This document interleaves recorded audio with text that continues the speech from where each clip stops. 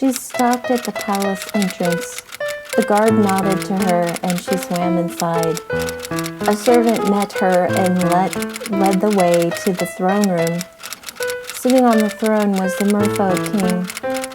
"Welcome, Raelon. Please have a seat." She sat down on another chair and waited. "I'm glad you came. I think you did a great job with the research I asked you to do. It is a big deal."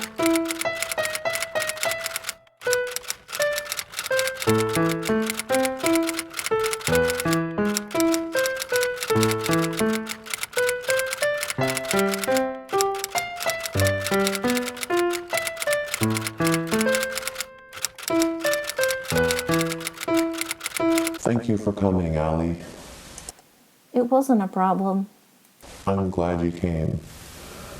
Now Matteo is quite happy again. I'm pretty happy with him too, even when we disagree.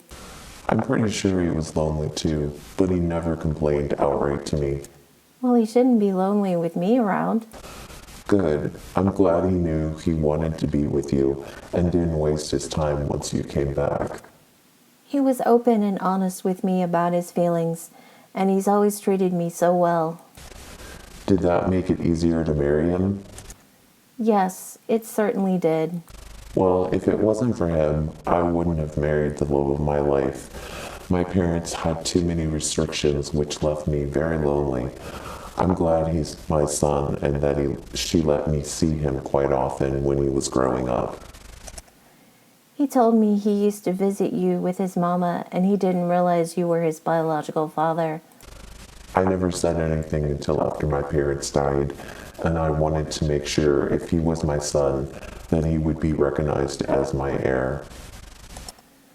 I take it you didn't give him any restrictions as you had. I couldn't.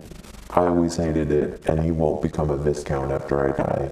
His mama isn't noble, so he can't be. That's just how it is here. So it was easy not to restrict him in any way. I'm glad I've let go of many of the restrictions. The only time I have to observe any is when I'm asked to be a Viscount for charity events or the like. Well, that is understandable. Well, I'm glad he chewed me out for not marrying his mama when we were younger. He was right, and I can't argue with him. He didn't make that mistake with you. I think he's a better man than I am. Have you told him? Yes.